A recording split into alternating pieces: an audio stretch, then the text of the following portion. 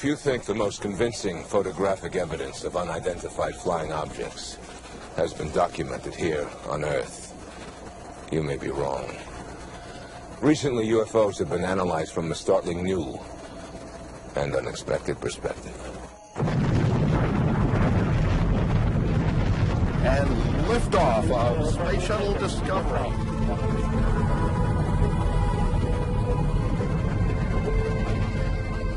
Space. Where better to look for alien craft visiting our planet? In September of 1991, the Space Shuttle Discovery captured an unidentified object on film. What you're seeing now is actual footage shot by NASA cameras from that shuttle mission. Watch the top of your screen. Note the object that moves from right to left. Two mysterious flashes, and it makes an immediate 135-degree turn and accelerates. This is followed by a strange streak of light, which seems to narrowly miss the unknown object. This dramatic footage has been in dispute since it was shot. I studied it extensively over maybe a 2-year period at least. University of Nebraska physicist Jack Kasher worked for nearly 10 years in the research and development of a Star Wars defense system for the upper atmosphere. His quantitative analysis of the NASA footage concludes that the UFO cannot be explained as a natural phenomenon. It's clearly above the atmosphere and air glow of the Earth. It maneuvers, it changes direction, it accelerates, and so the only thing really left is spacecraft. Others think this object is simply a small ice particle floating a few feet from the shuttle. Ice particles are a common waste product of the numerous shuttles that have orbited Earth. But Kasher is convinced NASA has recorded strong evidence of a large, intelligently controlled alien space vehicle. One of the very strange things that happens is that the main object actually stops and sits there for half a second before it accelerates back up to the right. An ice particle could not do that. If they're not ice particles, you don't have too many other options. They're not space junk, they're not satellites, they're not meteors, because those objects don't change direction. There's never been anything that I've experienced that gave me any cause to consider that there might be other life forms. Apollo 11 astronaut Buzz Aldrin, the second man to walk on the moon, has a different opinion. I mean, the sky is filled with moving objects here. Do I think that they are, that is credible evidence? No way. You got to have much more confirming evidence. That doesn't impress me very much. Not every former astronaut is as skeptical. Well, it is true that there's all sorts of things floating in space, but I don't think it should be dismissed out of hand. We need to take a more careful look at this type of evidence than we might otherwise. Dr. Edgar Mitchell also walked on the moon during the Apollo 14 mission. I'm quite open to looking at evidence and looking at data that purports to speak of an extraterrestrial presence or some sort of space activity we're not familiar with, and analyze it critically. Perhaps we have been visited. To me, I don't see anything in the video that reflects anything about UFO. Research scientist Skeet Vaughn studies the upper atmosphere for NASA. He believes the unknown objects are common space debris or waste products, most likely from the shuttle itself. And he has a theory to explain their movement. If you look at the video very carefully, you'll notice there's a flash of light.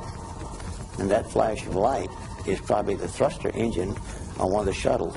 When you have a thrust effect, the thrusting of the gases move out, and that hits the object and makes the object move also. If you're a skeptic, it's easy to brush off.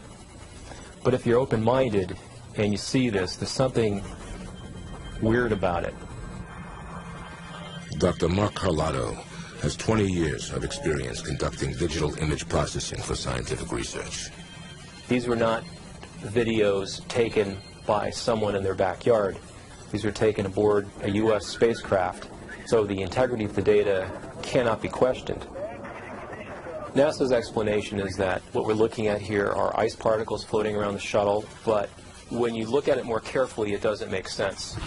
If it was a thruster firing, when the thruster firing occurs, the orientation of the spacecraft should change, very slightly. But we don't see any change in the apparent motion of the stars, so that indicates the attitude of the shuttle has not changed from the thruster firing. Dr. Kasher believes the UFO was miles from the shuttle, well out of range from the thruster firing, and that it was moving at an incredible speed. If the object is as close as 10 miles, it went from 0 to 2,500 miles an hour in 1 second. That's an acceleration of more than 100 Gs, which would kill a human pilot. And the technology we're looking at is just quantum leaps beyond anything we have on the Earth. And what about the mysterious streak of light? Could it have been intentionally directed towards the unknown object? You have a streak that goes through where it had been. One thing that pops into everybody's mind is that this is some kind of a missile or weapon system. Kasher bases this theory on years of analytical, comprehensive study of the video. Could the double flash of light be the firing of some kind of sophisticated weapon? And if so, from where was it fired? At the time this event took place, the shuttle was on a course over the west coast of Australia. Curiously, there is a large American military installation near Alice Springs in central Australia. And it's the largest satellite intelligence gathering facility in the world. Although there is no proof, there is speculation that a Star Wars missile defense system is operational at this site. But for Buzz Aldrin, the explanation behind this footage is far less provocative. And I think we're often fooled by optical illusions. I mean, it's even a term that's quite common to most people, optical illusion. What does it mean? It means that there's an illusory thing that we pick up with our eyes that we can't quite explain. Illusion or not, astronaut Mitchell believes this UFO, like others before it, deserves serious study. There have been a large number of other anomalous type phenomena that have been associated with the UFO phenomenon that are not easily dismissed. This should be looked at, and we should know what that is. Although NASA insists this footage is nothing unusual. After this mission, all live satellite feeds from shuttle cameras were canceled. While the debate continues over the shuttle discovery footage, a more recent mission is causing a whole new controversy. In December of 1996, a shuttle camera recorded this bizarre image above the Earth's atmosphere. And on the same mission, these three objects were captured on video by NASA cameras. They seem to orbit directly over a thunderstorm on Earth, moving independently of each other, yet closer together. And then there's this startling occurrence. Dr. Kasher is eager to analyze this new space shuttle footage. And these three objects are moving with respect to each other, so they're not stars. And the cameraman is interested in them too. He's going to follow them, try to get a closer look. So we have some interesting, intriguing things that I really don't understand.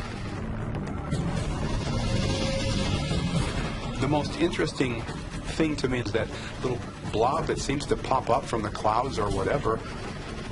It's got that little dark center and it's circular and it floats across, and I'm just really not sure what it was. I would love to be able to explain what it is. I wish NASA, when interest is shown in something like this, would put people on it to investigate it thoroughly, not just to watch the video. Sit down and do a real rigorous job and show us the science and the calculations and try to really explain what some of these things are. Where did we come from? Why are we here? These are burning questions. This is perhaps a small step in finding out a little bit more about how we fit into things.